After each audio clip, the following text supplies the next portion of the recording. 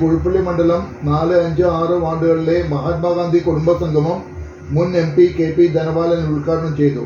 Ward president KR Pavithran അധ്യക്ഷത വഹിച്ചു. DCC secretary MJ Tomy, മണ്ഡലം പ്രസിഡന്റ് അനിരുദ്ധൻ, ബ്ലോക്ക് ഭാരവാഹികളായ Justin TG Vijayarajan, A Douglas, AS Kuttan, Jayalal, Basi, Augustine, Antony Kallur എന്നിവർ പ്രസംഗിച്ചു. കുടുംബസംഗമം നടത്തണമെന്നും ആ കുടുംബസംഗമത്തിന് മഹാത്മാഗാന്ധി കുടുംബസംഗമം എന്ന നാമധേയം നടത്തണം എന്നുമാണ് തീരുമാനിച്ചിട്ടുള്ളത്. അതിൻ്റെ ഭാഗമായിട്ടാണ് ഇവിടെ ഇപ്പോൾ 3 വാർഡിൻ്റെ കുടുംബസംഗമമാണ് നടക്കുന്നത്. എല്ലാ വാർഡിലും കുടുംബസംഗമം നടത്തണം എന്നാണ് പാർട്ടി തീരുമാനിച്ചിട്ടുള്ളത്. അപ്പോൾ അങ്ങനെ വരുമ്പോൾ ഇവിടെ 3 വാർഡിലും പ്രത്യേകമായി ഓരോ കുടുംബസംഗമങ്ങൾ നടത്തേണ്ടതാണ്.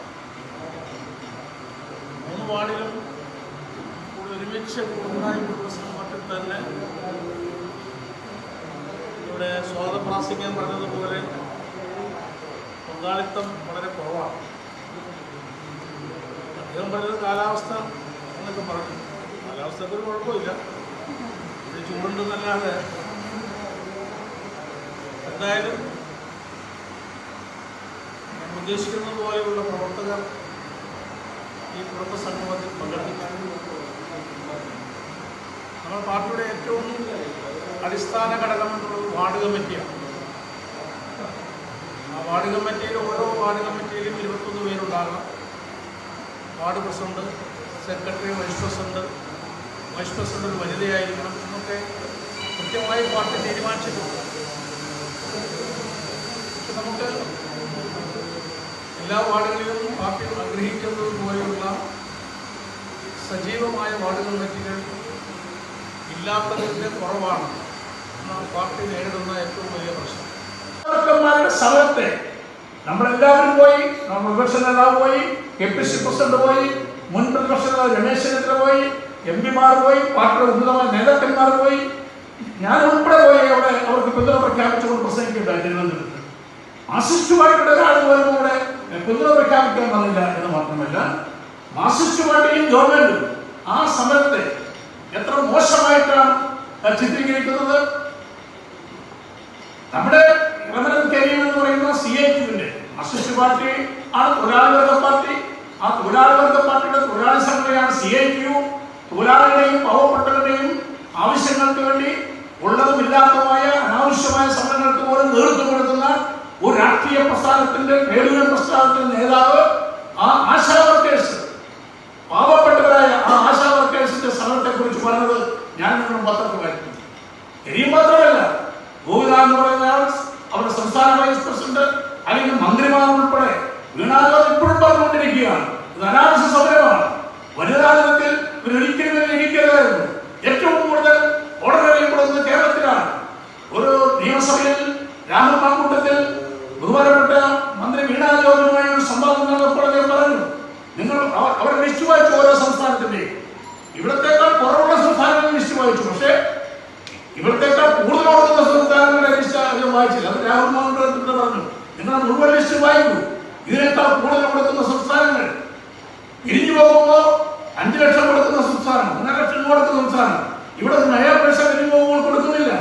അപ്പൊ ആശാവർക്കർത്തം എന്ന് പറഞ്ഞാൽ രാവിലെ മുതൽ അവർക്ക് സമയനിഷ്ഠയൊന്നുമില്ല. അവര് രാത്രി വിളിച്ചാലും പകൽ വിളിച്ചാലും ഏത് സമയത്തും ഒരു വീട്ടിലെ ന്യായമായ അവരുടെ ആവശ്യങ്ങൾക്ക് വിളിക്കുമ്പോൾ ഓടിയെത്തേണ്ട ഒരു സേവനമനസ്യോടുകൂടി ഓടിക്കുന്ന സ്ത്രീകളാണ് ആശാവർക്കർമാർ.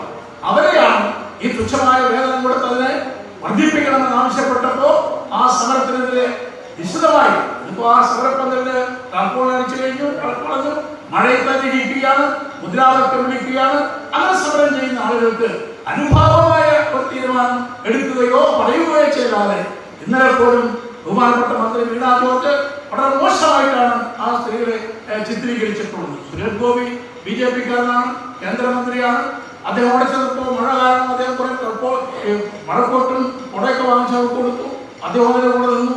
അപ്പോ ഗോപിനാഥ് പറയുന്ന CIT സെക്രട്ടറി എന്തിനാ മഴക്കോട്ടും കുടയും കൊടുക്കുന്നത് ഉമ്മ കൂടി കൊടുക്കാൻ പാടില്ലായിരുന്നു. തന്നെയാണ് ബഹുമാനപ്പെട്ട CITUവിന്റെ നേതാക്കന്മാരുടെ ഭാഗത്തുണ്ടാകുന്നത്. ഞാൻ സന്ദർഭയെ സൂചിപ്പിക്കാൻ ആഗ്രഹിക്കുകയാണ്.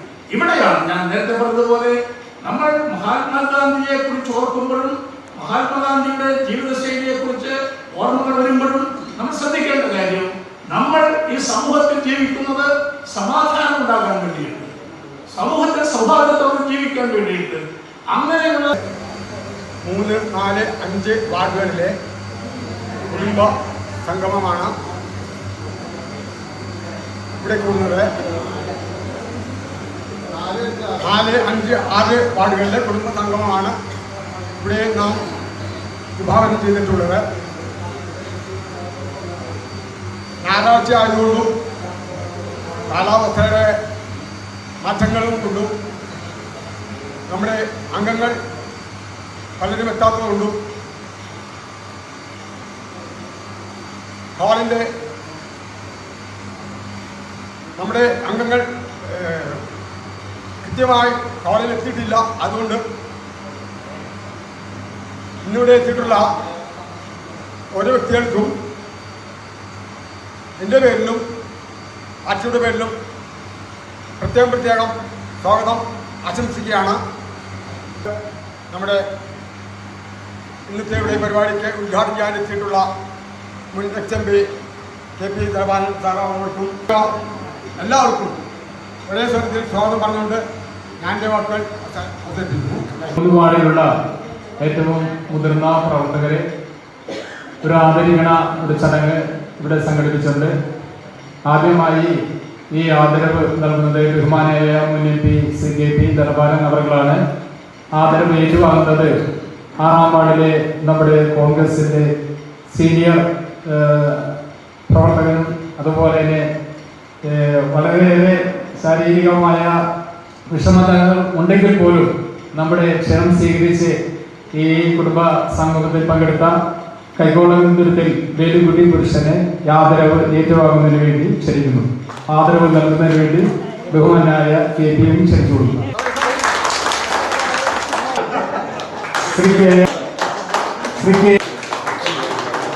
ശ്രീ ഡഗ്ലസ്, ശ്രീ രാജൻ, പ്രിയപ്പെട്ട Shri PK Vijayan, Shri Anildhar, PK Justin, Shri Kuttan പ്രമുഖൻ, നമ്മളിവിടെ എത്തിച്ചേർന്ന ജനപ്രതിനിധികൾ, പ്രിയപ്പെട്ട നമ്മൾ ആദരിച്ച വ്യക്തിത്വങ്ങൾ, പ്രിയപ്പെട്ട സഹപ്രവർത്തക സുഹൃത്തുക്കൾ, നേരത്തെ ഞങ്ങൾ വരുമ്പോൾ പ്രിയപ്പെട്ട ധനപാലനെ സൂചിപ്പിച്ച പ്രധാനപ്പെട്ട കാര്യം നമ്മുടെ മഹാത്മാഗാന്ധി കുടുംബ സംഗമങ്ങൾ ഓരോ വാർഡുകളിലും നടത്തണമെന്നുള്ളതാണ് പാർട്ടി നിർദ്ദേശം. അങ്ങനെയാണ് ഇപ്പോൾ നടത്തുന്നത്. എല്ലാ സംഘങ്ങളിലും ഇപ്പോൾ KP പോയതിന് മറ്റൊരു കുടുംബ സംഗമത്തിന് വേണ്ടിയാണ് പങ്കെടുക്കാറ്. അത് നമ്മളിവിടെ പെട്ടെന്ന് തീരുമാനിച്ചപ്പോൾ നമ്മുടെ കുറുപ്പള്ളിയുടെ പ്രത്യേകതയും മറ്റു കാര്യങ്ങളൊക്കെ ഈ മേഖലയിലെ 3 വാർഡുകൾ 4, 5, 6 വാർഡുകൾ ചേർത്ത് കുടുംബ സംഗമം നമ്മളിവിടെ സംഘടിപ്പിച്ചു. വാർഡുകളോട് സംഘടിപ്പിക്കണമെന്ന നമ്മളുടെ തീരുമാനം അത് നമുക്ക് അടുത്ത ദിവസങ്ങളിൽ നടപ്പിലാക്കാം. ഇങ്ങനെ ഒന്നിച്ചു വെച്ചാൽ ഒരുപാട് കാരണങ്ങളുണ്ട്. കാരണം അതിന്റെ പ്രായോഗിക കൃത്യമായി അറിയാവുന്ന വ്യക്തിയാണ്. പലപ്പോഴും നമ്മൾ കുടുംബസംഗമം ഉദ്ദേശിക്കുമ്പോൾ അത് ഉദ്ദേശിക്കുന്ന അത്രയും പ്രവർത്തകർ കുടുംബാംഗങ്ങൾ നമ്മുടെ കോൺഗ്രസ് കുടുംബാംഗങ്ങളാണ് കുടുംബ സംഗമത്തിൽ പങ്കെടുക്കുന്നത്. കുടുംബസംഗമമാണ്. അപ്പം കുടുംബാംഗങ്ങളാണ് അതിൽ പങ്കെടുക്കുന്നത്. ആ വീട്ടിൽ നിന്ന് ഒരാൾ മാത്രമല്ല, വീട്ടിലെ കുടുംബാംഗങ്ങളെ കൂടി അതിൽ പങ്കെടുപ്പിക്കുന്ന രീതിയിലാണ് പരിപാടി ആസൂത്രണം ചെയ്തത്. വളരെ വലിയ 100 പേരൊക്കെ പങ്കെടുത്ത 150 പേരൊക്കെ പങ്കെടുത്ത കുടുംബസംഗമങ്ങൾ നടന്ന ഒരു നിയോജകമണ്ഡലമാണ്. അത് നമുക്ക് ആ പോരായ്മ പരിഹരിക്കാൻ കഴിയും. ആ പരിഹരിക്കാൻ കഴിയണമെങ്കിൽ കുറെ കൂടി താഴെ തലങ്ങളിൽ കുറെ കൂടി സമയം നമ്മൾ പണിയെടുക്കണം. ഒരു കുടുംബ സംഗമം സംഘടിപ്പിക്കാൻ വരുന്ന സാമ്പത്തിക ബുദ്ധിമുട്ടുകളുടെ പ്രശ്നമുണ്ട്. ഇതെല്ലാം നമുക്ക് തരണം ചെയ്യാൻ കഴിയണം. അപ്പൊ ആ കുറവ് പരിഹരിക്കാനുള്ള ആസൂത്രണം നമുക്ക് നടത്തണം. ഇപ്പോൾ ഇങ്ങനെ തീരുമാനിച്ച പോലെ നടന്നു പോകുമ്പോൾ നമുക്കത് സമയമെടുത്ത് ഒട്ടും താമസിക്കാതെ സമയമെടുത്ത് നമുക്ക് വാർഡുകളിൽ നിയോജകമണ്ഡലത്തിൽ തന്നെ പല വാർഡുകളിലും ആരംഭിച്ചു കഴിഞ്ഞിട്ടേ ഉള്ളൂ.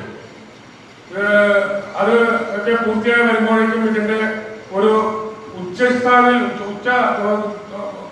ഏറ്റവും വലിയ സ്ഥിതിയിലേക്ക് ഈ കാര്യങ്ങൾ എത്തിച്ചേരും. അപ്പോഴേക്കും നമ്മുടെ തെരഞ്ഞെടുപ്പിന്റെ സമയമാവുകയാണ്. ഇവിടെ കുറെ കാര്യങ്ങൾ കൂടെ സൂചിപ്പിക്കപ്പെട്ടിട്ടുണ്ട്. ഒരു യോഗത്തിൽ പലരും സംസാരിക്കുമ്പോൾ എല്ലാവർക്കും അത് സംസാരം കേട്ടിരിക്കുന്ന അത്ര വലിയ ഇഷ്ടമുള്ള കാര്യം എന്ന് പറഞ്ഞിട്ടുണ്ടാകും. അപ്പൊ സ്വാഭാവികമായും നമ്മളെ സംബന്ധിച്ചിടത്തോളം ഈ കുടുംബ സംഗമങ്ങളുടെ എല്ലാം ഉദ്ദേശം ഒന്നാമത്തെ കാര്യം കോൺഗ്രസ് പ്രവർത്തകർ കോൺഗ്രസ് അനുഭാവികൾ തമ്മിലുള്ള മാനസികമായ ഐക്യം അത് വളർത്തിയെടുക്കുക എന്നുള്ളതാണ്. മാനസികമായി ഐക്യപ്പെട്ട് ഒറ്റക്കെട്ടായി നിന്ന് എതിരാളികളെ അവരുടെ മർമ്മം നോക്കി നമുക്ക് ആയുധം പ്രയോഗിക്കാൻ കഴിഞ്ഞാൽ മാത്രമേ നമുക്ക് ഈ യുദ്ധത്തിൽ വിജയിക്കാൻ കഴിയും. നമ്മുടെ കയ്യിൽ ആവനാണെങ്കിൽ ആയുധങ്ങളില്ല. നമ്മളിങ്ങനെ പതുങ്ങിയിരുന്നാൽ സ്വാഭാവികമായും എതിരാളി നമ്മുടെ തലക്കെട്ടിച്ച് കേൾക്കും. തെരഞ്ഞെടുപ്പ് എന്ന് പറയുന്നത് ജനാധിപത്യത്തിന്റെ ഒരു ഉത്സവമാണ്. പക്ഷെ തെരഞ്ഞെടുപ്പ് എന്ന് പറയുന്നത് വരാൻ പോകുന്ന തെരഞ്ഞെടുപ്പ് എന്ന് പറയുന്നത് ജനാധിപത്യത്തിലുള്ള ഒരു യുദ്ധവുമാണ്. സമാധാനപരമായ യുദ്ധം. വാക്കുകൾ കൊണ്ട് പ്രവർത്തികൾ കൊണ്ട് മുൻകാല പ്രവർത്തികൾ കൊണ്ടൊക്കെ ആരാണ് മെച്ചം ആരാണ് ജയിക്കേണ്ടതെന്ന് ജനങ്ങൾ തീരുമാനിക്കുന്ന ഒരു യുദ്ധമാണ്. നമുക്കറിയാം നമ്മുടെ കുറുപ്പിളി പഞ്ചായത്ത് ഇവ 14 വാർഡാണ്. 13 വാർഡുകളോട് 14 വാർഡ്. എല്ലാ വാർഡുകളിലും എല്ലാ പഞ്ചായത്തിലും ഓരോ വാർഡുകൾ കൂടി. അത് നമ്മുടെ പഴയ വാർഡുകളുടെ അതിർത്തികളിലൊക്കെ മാറ്റമുണ്ട്.